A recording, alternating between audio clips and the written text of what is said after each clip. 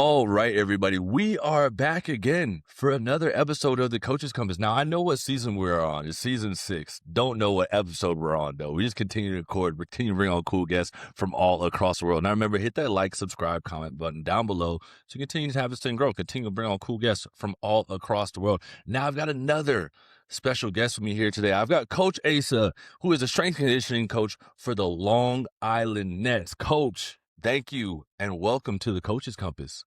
Thank you, man. Thank you for having me, and excited to be on this podcast and talk life. Talk life, talk coaching, talk all the above. Coach, before you got into coaching. So, man, I was always in sports, of course. Like you're always usually like strength coach, you're always in sports. So I was running track, playing baseball or like, playing tennis, doing all these sports. And so like, what's the first thing you think of is like, how can you milk this for as long as humanly possible? And like, how can I avoid being behind the desk and like suit and tie? Like that was like the first criteria, number one. So even like in high school, like I was like, ooh, cool, an athletic trainer. You know, he wears shorts to work. He's got a polo on. All right, cool. He's around sports all day. Like maybe that's my route. So like I was like finishing up high school and I was literally like, all right, I might be an athletic trainer. And then I kind of did it and I was like, you kind of still are like not behind the desk, but like I'm not involved as much as I want to be. Like I'm not actively involved as much as I want to be. So like, how do I find that blend or that mix that's like really right there involved and like a part of it more day to day in the sense of like active? And I met a guy who was running his own personal training business out of his car. So he trained me like as an athlete while I was in high school. And funny enough, like he gave me my first job, but like he was doing that full time. And like when I talked to him about it, he was like, yo, this is what I do. And I was like, you can do this full time? All right, how the heck do I get this done? Like, what do I need to do? Like, show me the ropes, like, give me the small layout and like, I'll figure it out from there. And like, he told me like, you know, you got to intern, you got to do your CSCS, you got to do this and that, and like try to work in college if you can. And it'll really just like bolster you from there. And so like, that set me off on the track path of like, I was doing this. And my mom could tell you, like, when I told her I was doing this, there was no telling me there wasn't a shot because I was going to figure out a way to make this work. Like, no matter what it took, I was going to find a way. What were you chasing? Like, I know when we first started off in this coaching world or in this adventure that we like to go on, what are like, besides the titles and the certification, what was it that you wanted to accomplish and what were you trying to get out of being a coach?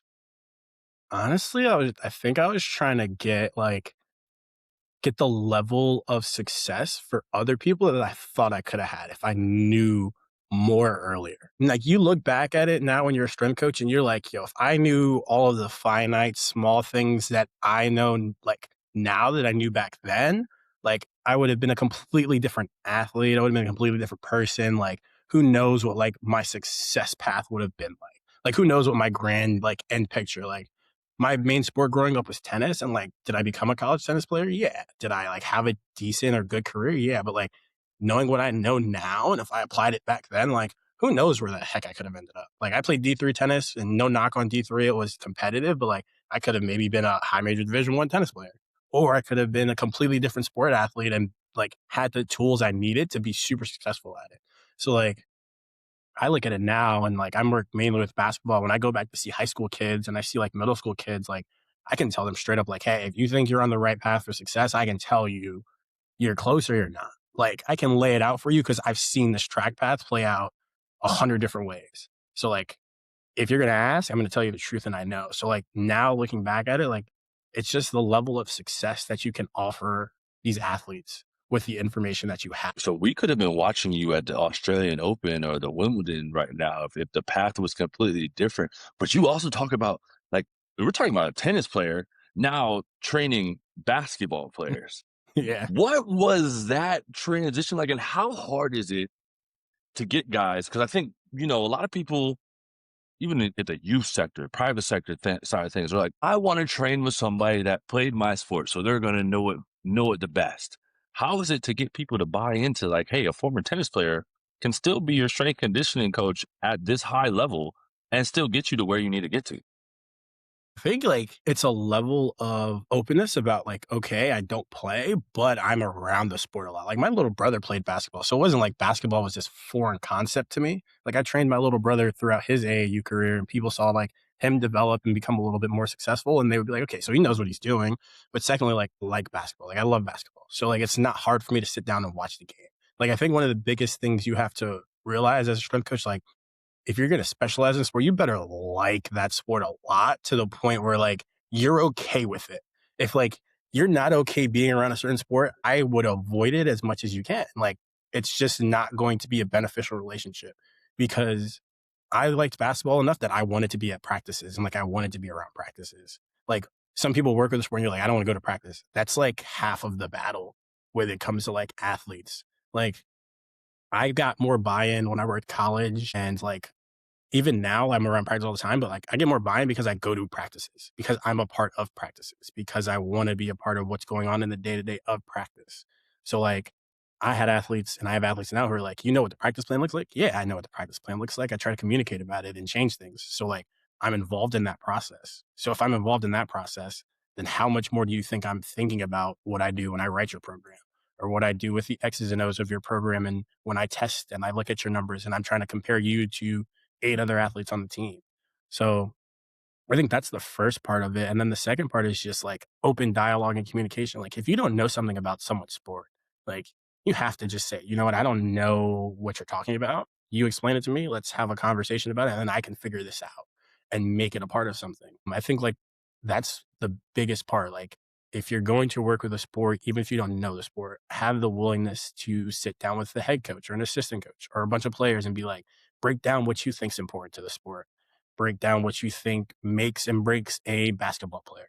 Some people think it's body weight. Some people think it's this. Some people think it's that. You have to understand like what that person thinks is going to make or break their career or make or break their team.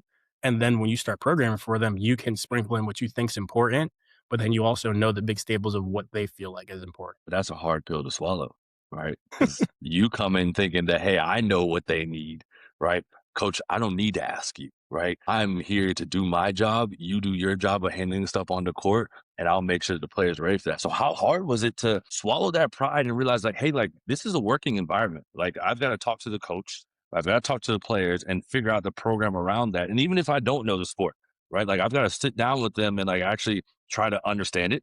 I've got to watch it. I've got to show up to practice and see what they actually need. Because you even talked about it a little bit earlier. Like you go to see the middle school and these youth players and then the high school, and you're like, like I can tell you now, the path you're on isn't going to help you. But most parents are going to be like, oh, well, he specialized in baseball since 6th grade. So that means that by the time he's a senior, he's going to be first round draft pick. So what are these like the pride side of things in these conversations? How do those go for you? So honestly, for me, they've gotten so much easier. Like working, and this is, I always joke, like my first internship at the University of Iowa, like I walked in, I had no idea. Like, you have no idea. Like, you have to really be okay with saying that. I still have that notebook though of notes that I jotted down. And I still have notebooks now of notes that I've jotted down of things that I've tracked over time.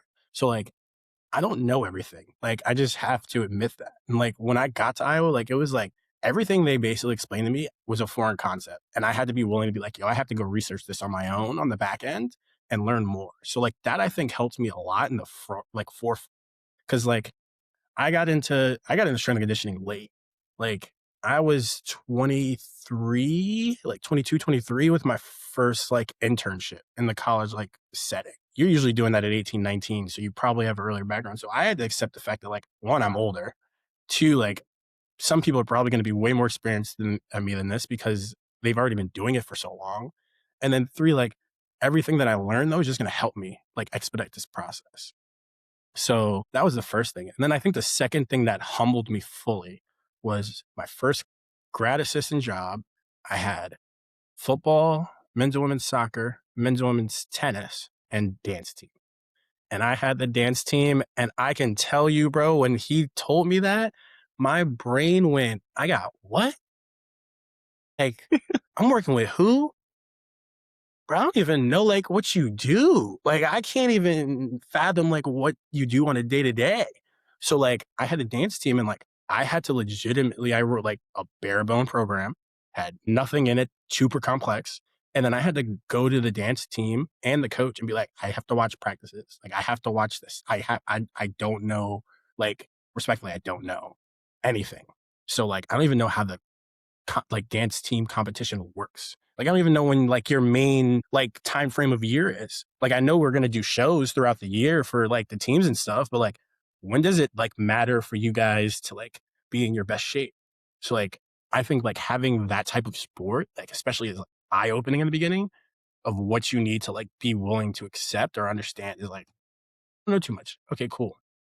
So like that I think helps you a lot. And then my transition throughout working with basketball from high school kids to college age athletes to now being in the G League, like you get when you get to this high of a level, you get eye open to the fact that like you're never going to be the smartest person in the room.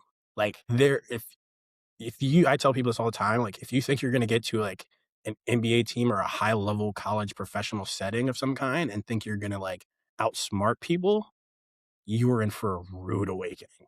Because I can promise you this, there's someone around the door that is way more knowledgeable than you at something.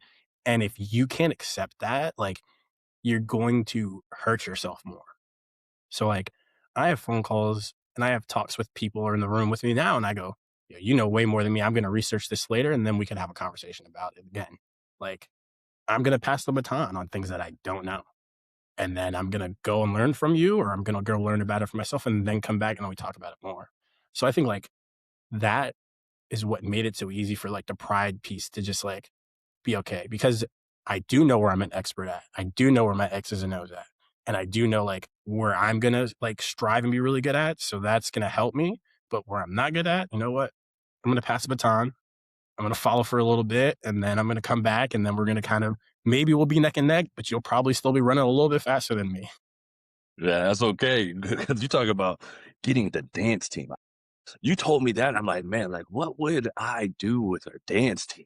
Right. And you talk about like, hey, I had to go watch their practices. I got to figure out when they need to peak, when they need to be in shape. Like, what do they need to be in shape for? Like, what are they actually out there doing? That's a complex one. So kudos to you for figuring that out and being able to take a step back and be like, coach, man, I ain't got no clue what's going on. I'll figure it out though, but right now I have no clue. And you look at like when you first came into this, like what's a belief you had about coaching when this all started that you completely see different now? One that I think now, like, think it's changed as I've gotten more years under my belt is like taking the feedback from like your athletes or like listening to your athletes in some capacity. I feel like when you first like get into this, like you're like, I have the structure that I need to create the program that I think is going to do everything that I need it to do. And it's like, how often do you actually like ask your athlete, is this working? Like, how do you feel as you're going through this? My bad. Like, how do you feel you're You're going okay. through this? Like, how do you feel as like this is happening? Like, do you think you're actually getting better? Do the numbers say that you're getting better, but is it translating fully to when you play? And like now at the highest level, you truly have like truly have to know that anything that I do is going to translate to help you on the court in some capacity. Versus like back in college, we used to be like, all right, if he gets bigger, oh, he's gonna play better. If he gets stronger, oh, he's definitely gonna play better. All these things are just like, that's it. Like those two things for sure are going to make something happen. They help. They help. But then like, until you have that moment where like, oh, I got 10 pounds on him and you see his like force plate jump or you see something and you're like, oh shit, this is kind of bad. I got to fix this. I got to fix this ASAP. So then you're like, all right, how do I like handle that? So like, I think that was the first thing. And like that happened when I was probably at my second college job when I was at Fairfield. Like I talked to a couple of my players at the end of the year. I was like, what do you think about the program? What do you think about this? And like, I was thinking I was going to get great like reviews. Like you think, yo, we got bench went up, trap bar deadlift went up, squat patterns are all up. And then like one of my guys was like, I felt like we all were doing the same thing, even though like some of us were different. And I was like, shit, kind of right. Damn. All right, you're kind of right. Like you might be right there. I feel like you like don't change the cadence up a lot when practices were getting heavier and this was happening. So like I felt like some games we were heading in there with more dead legs and it's like, or I didn't feel as fresh. And I'm like, damn, I got to think about that. Like, so that started to change that structure and help me out a lot, I think. And then I think the second thing like that as an early strength coach, like you didn't truly care about, but now like I look at it and I see how much it could have influence is the sports science side of how much it's grown and like how much it can truly change or how much it could truly paint a big picture or help you paint the picture bigger so that your training is so much easier. Like before I got here, I never tested an athlete this much in my life. Like between what we do and now that I've done it so often and so regularly, and now I look at the numbers, I'm like, this makes my life so much easier. Especially if like it's the right amount of testing or battery tests. When you're programming, you're like, these are the things that he has to get better at. So how do I find a way to just fit these in the program? And then like I just leave them there. They don't change. Now other things might change, but like here's what's important. Here's where he's going to get better. Here's where they're going to develop, and this is going to be the trend you see over time. And then once you start testing more often, you're like getting this number to trend the right way is so easy. Versus like when you first start doing, you're like, how do I get this? How do I get this counter movement jump to go 2 inches higher?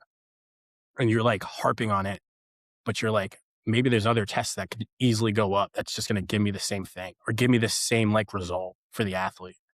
But I think like those two are the biggest ones now that like as an early strength coach, like you were like, okay, it was cool and like this is how it's gonna get done. But then after you like add those two, for me at least, it changed everything.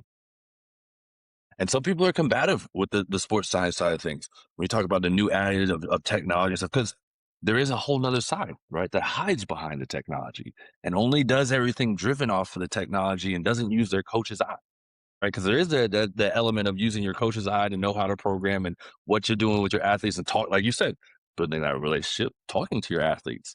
There's some people like, hey, well, if I just test they see these numbers, like I'll get it figured out. If I see their GPS tracker, like they've run this much these days, so that means that we need to cut this out. Like there is that element of still you got to be a coach with all the years of experience. So Yep. that takes me to like if a young coach were to shadow you for a week, what's something they'd be surprised to learn about in your job? How much coordinating I do under the radar for sure.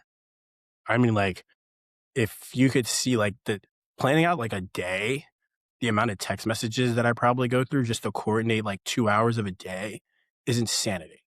It's actually insanity. Like I think that's one. The second part would probably be they'd be surprised at how simple everything is, but how much behind the scenes stuff goes into how simple everything is. So like I said, we do a ton of testing and we're making simple indications off of the testing, but there's so much going on behind the scenes with the testing. Like you said, there's a piece of like, well, does the athlete feel anything? How do they feel doing it? Is there something wrong? Then you're kind of making your red mark indication. Now you're using the data point to correct something or to change how they're going to practice for the day or to deliver a message to someone else, like to help them. And then you're doing another set of testing. So like, I think those are kind of some things that they'll be like surprised by. I think the biggest part that a young coach would be surprised by is how tight knit our day is, like how compact it is. It was a surprise for me. Like our level, we practice for an hour to an hour 15. There's a lot that goes on before we get straight into practice, of course, but like a young strength coach, especially if you were like college section, like our work day is like in office is probably 3 hours, 3.5. Which don't get me wrong, like it sounds nice, but again, like I said, the amount of things that go on the back end to plan that 3.5 hour day is so much, like so much. And I can say that because I make the schedule too. So like I'm the one who sends it out to the players and sends it out to the coaches and stuff. So like after I finish making the schedule, which takes me almost 30 to 45 minutes because I'm getting so much information done, it's like that's our 3.5 hour day. And then what do I have to plan ahead of time for that 3.5 hour day? Like all of that has to be done. So I think that would surprise them. And then the last part, maybe one last thing would just be like how well of an environment it is, like how good of a structure it is. Like I think the biggest thing that you kind of don't get all the time is great environments with people 24/7. Like you get silos, I feel like. Like if you work in a good college department, like everyone is on the same wheel path and tracking and moving together. And sometimes you see like so much disconnection between some. So I think that's like a big thing. If you came and like shadowed for a week with us, you would see like I work great with my assistant. My assistant works great with me. Like we communicate very, very well. If we have to go talk to ATs and PTs, like that conversation is very smooth and easy to transcend. And we're also very open to like the conversation of like, why are you thinking this? And you're getting challenged, but it's never like combative challenging. It's never going to be like, I don't think that's a good idea. It's going to be, well, if that's your idea, I've done this in the past. Do you think like this would be a better move? And then we talk about it. And like it's very open dialogue. And then we all come to some agreements on like how we want to get something done. Because at the end of the day, we all agree the athlete is the number one priority. However, we get this job done is the number one priority. And it only helps all of us if everyone succeeds. Like I know like in some silos, it's like the strength coach is doing well, but the AT is doing bad. Well, it's the AT's fault. And then da da da da. And like it separates the two. Like we don't have that luxury. Like if something goes wrong, like it's not going to be the strength coach program. It's going to be like, well, why weren't you helping the strength coach figure out not to program this? And why weren't you two working together to get this done? And why isn't this happening as a unit? If you try to silo that off, like start poking holes everywhere. It gets ugly. It gets really because at the end of the day, you guys are at the highest level. Well, not the highest level. You're right below the highest level, right? But you're trying to get guys to that level of being in the NBA, or you're getting guys that have dropped down from the NBA that maybe were injured, so they need to kind of get back to being at the NBA level, right? So you guys got to find a way to all work together. Otherwise, it gets messy for everybody, and then it gets toxic, and then nobody actually enjoys doing what they're doing. And I think there's a lot of times that people forget. At the end of the day, it's about the athlete, right? That's our main goal. Number one goal is the athlete, right? To make sure that they're performing at their highest level, not our highest level. Like we've now given that position up, right? Like we're no longer training to be an athlete. It's no longer about us. It's about the bigger picture. Because if the athlete's doing well, then usually the team's doing well, right? And then that means you solidify your job, right? Your job is now good. You don't have to worry about somebody coming around the corner for you. But if we fast forward 10 to 15 years from now, and we look at Coach Asa, what do you hope people say about the way you coached? Not about who you coached, but the way that you coached. Well, my biggest thing I want to say is that they saw I was organized. Like that's one of the bigger things I always try to pride myself on. Never let my athletes see anything disorganized. The second is attentive in the sense of attentive to them, but also attentive to what's going on around them. And then the third is like, I'm pretty high octane, like pretty high octane, energy driven. Like I try to bring juice, like as we all say, bring juice wherever you are and be like the thermostat to the room. So like that's definitely third. And then the last one is, and I think they would say it is demanding and demanding in the right way. Like I demand certain things of you. And when I demand them, like I mean it. And like when I'm asking you to do something, if it's truly for me, trust me, like it'd be different. But if it's for you, like I'm expecting you to do it. There's not like a debate about it. Now, if it was like something I'm asking you to do personally, yeah, we could talk about it. But if like I'm demanding something of you, like usually I'm demanding of it for a reason and I'm trying to get something out of you and help you. So like I think those are like the four staples I would say I would hope people like knew I coached as. And then like I always pride myself on being okay with learning more from other people.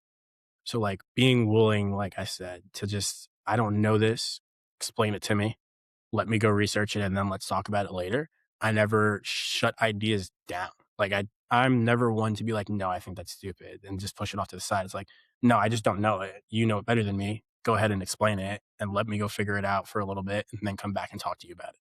Like, I think those are like the main things as a coach that I pride myself on and would hope people around me would say in like 10 to 15 years. Now, last thing before we get out of here, what is one piece of advice that you wish you would have known before you got into all of this? One piece of advice.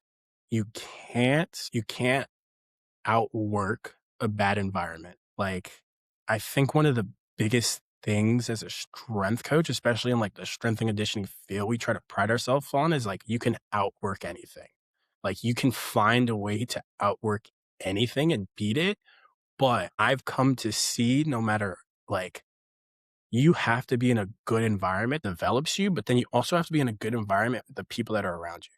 Like if you're struggling at your job and you're struggling with the people that are around you and you feel like every day you're not getting anything out of this, but you think you're going to outwork those three things to create like this massive positive effect, you will burn out. Like, or you'll be stuck because you won't even realize it, but you've been working so hard and gaining nothing. And that I think is the hardest thing to realize, or the hardest thing to kind of like say to yourself and be okay with. Like, you know what? Like, I'm working really, really hard and I don't feel like I'm gaining anything or I'm gaining any momentum. I might need a refresh. Like, I might need the refresh button, like in some way. So, like, how am I going to hit this refresh button? Like, what am I going to do? Like, so if you're in a bad place with bad people, maybe you try to get better, like better with the people. If you're in a bad place and you're not developing, maybe you push yourself to find out like outsourcing ways to develop and get better. Like all of those things are super important, I think. And I think it translates to anywhere that you are though, like strength and conditioning, AT, college athletics, coaching, like even a business 9 to 5 job. Like if you're in a bad environment and it's not helping you develop, like you got to figure a way to get yourself out of there, or you got to figure out a way that it's going to help you. Cause it's just, again, like going to turn you away from what you're doing. And I've seen it multiple times, like friends with bad environments, bad things going on, like they work really, really hard. And I know them as hard workers and they're like, yo, I can't keep doing this. And then like you look at them 2 months later, 3 months later, and like they're out the job and they're looking for something new and like, or they're gone and they're like, yo, I don't think I'm going back to it. And you're like, that's sad to see. Like, you know that they can do it and you know that they're capable of it. You just have to find that environment that helps you. It can change everything. Coach, I want to say thank you, thank you, thank you. And I appreciate you taking the time out today to be on the Coach's Compass and dropping just knowledge and keeping it real as always, baby. So thank you so much. Hey, I'm glad to be here. And this talk was awesome. So thank you again. Man, and you have a great day and we're out of here.